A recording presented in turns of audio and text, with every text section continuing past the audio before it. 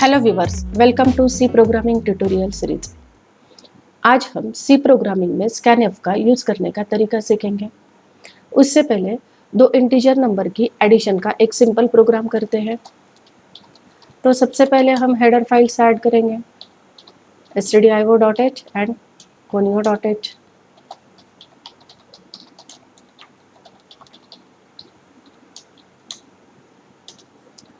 उसके बाद main function का यूज़ करेंगे, कर्ली ब्रैकेट स्टार्ट करेंगे, फिर वेरिएबल डिक्लेयर करेंगे।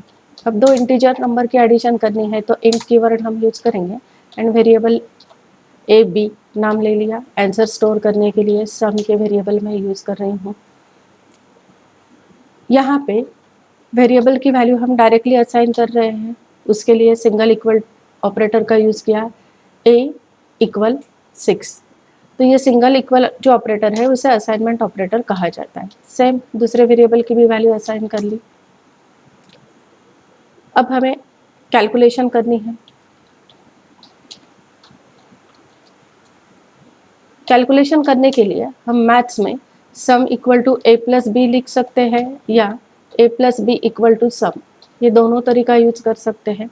लेकिन प्रोग्रामिंग में ये जो सेकंड तरीका है ये यूज़ किया तो यहाँ पे एरर आएगी, क्योंकि प्रोग्रामिंग में हमेशा आंसर = कैलकुलेशन यही फॉर्मेट यूज़ करते हैं। तो हम वही फॉर्मेट रेफर करेंगे। कैलकुलेशन कर ली, अब आउटपुट में आंसर प्रिंट करना है, उसके लिए printf यूज़ करते हैं एंड यहाँ एक मैसेज दे देंगे, एडिशन = ये वैसे कि वैसे आउटपुट में प्रिंट होगा। उसी के साथ आंसर यानी दो नंबर का सम प्रिंट होना चाहिए। तो सम ये इंटीजर नंबर है। इंटीजर नंबर की वैल्यू अगर आउटपुट में प्रिंट करनी है तो उसके लिए %d ये फॉर्मेट स्पेसिफायर यूज़ किया जाता है सी प्रोग्रामिंग में। उसके बाद डबल कोट क्लोज करके कॉमा दे दिया एंड फिर वेरिएबल का नाम जो कि सम है वो लिख दिया। फिर गेट ch यूज़ करेंगे एंड लास्ट में रिटर्न 0 लिखेंगे।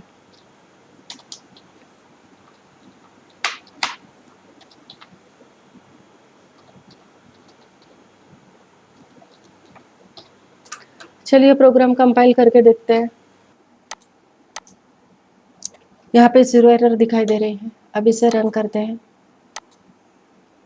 रन किया तो यह आंसर में दिखाई दे रहा है एडिशन = 13। 6 + 7 को ऐड करके आंसर मिला हमें 13।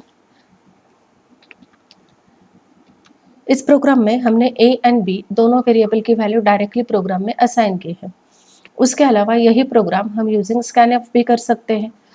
तो चलिए यही प्रोग्राम यूजिंग स्कैनफ करते हैं। उसके लिए हमने हेडर फाइल्स ऐड कर ली, इंट मैन ले लिया, कर्ली ब्रैकेट स्टार्ट किया, वेरिएबल डिक्लेयर करते हैं। अब हमें प्रोग्राम रन किया तो यूज़र से वैल्यू एक्सेप्ट करनी है, इसके लिए printf लेते हैं एंड यहाँ पे एक मैसेज दे देते हैं, एंटर नंबर।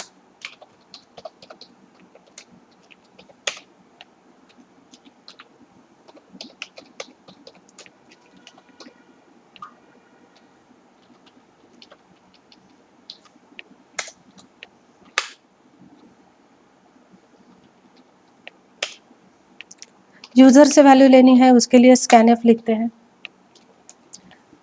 उसके बाद सर्कुलर ब्रैकेट डबल कोट में हम लिखेंगे %d। इंटीजर नंबर को एक्सेप्ट करना है इसलिए %d या फॉर्मेट स्पेसिफायर हम यहाँ पे यूज़ कर रहे हैं। उसके बाद कॉमा दिया, फिर %a लिखा। एम्परसेंट यानी एड्रेस पॉइंटर। जब हम प्रोग्राम रन करेंगे तो जो वैल्यू एंटर करते हैं उस वक्त वही वैल्यू उसने a के एड्रेस पे स्टोर करनी चाहिए, इसलिए एम्परसेंट एड्रेस पॉइंटर लिया जाता है। अगर ये नहीं यूज़ किया तो वो गार्बेज वैल्यू लेता है या एरर आती है, ये भी हम थोड़ी देर में देखेंगे ही।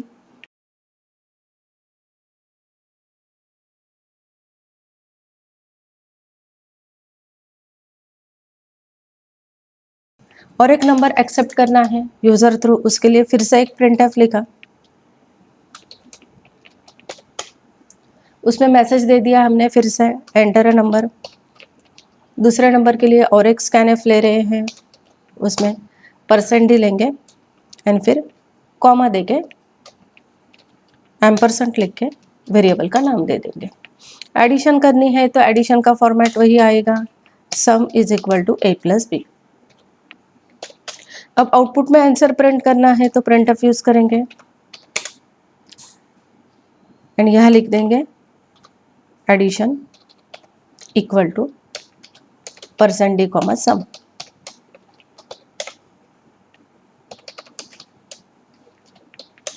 लास्ट में रिटर्न 0 लिखते हैं।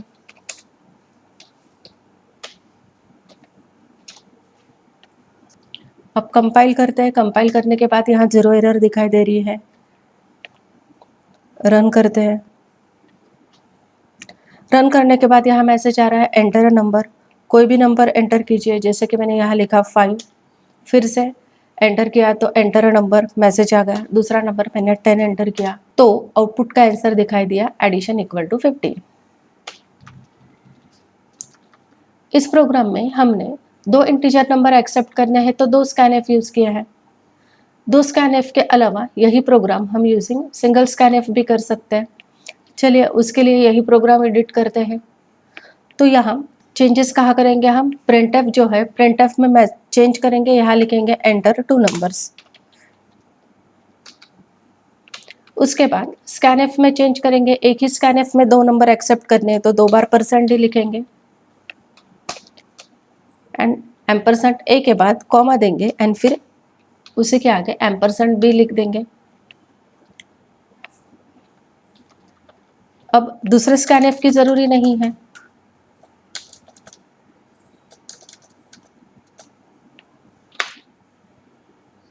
कैलकुलेशन का पार्ट सेम रखा, प्रिंटएफ का भी पार्ट सेम रखा। बस अब प्रोग्राम कंपाइल करके देखते हैं। रन करते हैं। देखिए सेम यहाँ पे मैसेज आ गया एंटर 2 नंबर्स। अब कोई भी नंबर एंटर करते हैं, जैसे कि फर्स्ट नंबर एंटर किया 10। दूसरा नंबर एंटर करना है तो स्पेस बार दबाइए या एंटर की प्रेस कीजिए। दोनों नंबर एंटर करने के बाद यहाँ पे मैसेज आ गया आउटपुट का एडिशन इक्वल टू 30।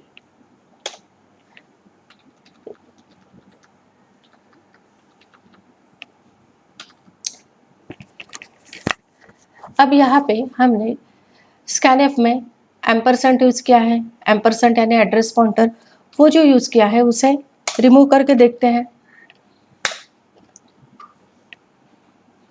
फिर से कंपाइल कर रही हूँ मैं।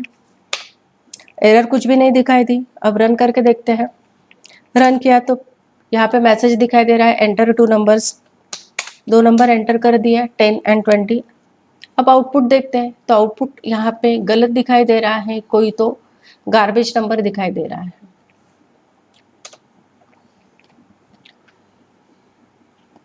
इस तरह से स्कैनएफ में एड्रेस पॉइंटर यानी एम्परसेंट लेना बहुत जरूरी है।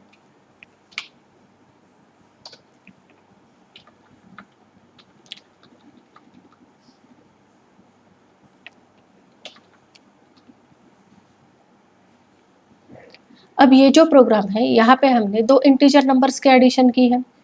इंटीजर नंबर के अलावा फ्लोट नंबर की एडिशन भी देख लेते हैं।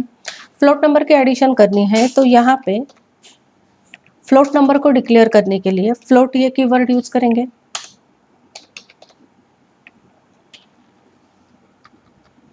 एंड जो स्कैनएफ है, स्कैनएफ में फ्लोट नंबर एक्सेप्ट करना है तो उसके लिए %d के अलावा %f लेंगे।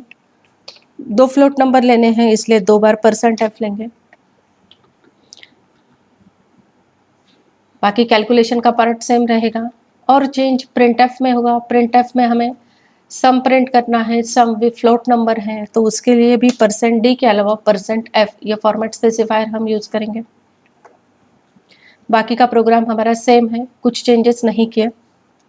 अब फिर से इसे कंपाइल करते हैं एंड रन करते हैं। फ्लोट नंबर यानी नंबर विथ डेसिमल पॉइंट्स, तो यहाँ पे 10.2 ये फर्स्ट नंबर लिया एंड 4.5 ये सेकंड नंबर लिया तो आंसर हमें 14.7 ये मिला। तो इंटीजर नंबर के लिए %d फॉर्मेट स्पेसिफायर लिया जाता है और फ्लोट नंबर के लिए %f ये फॉर्मेट स्पेसिफायर लिया जाता है। आज के वीडियो में बस इतना ही।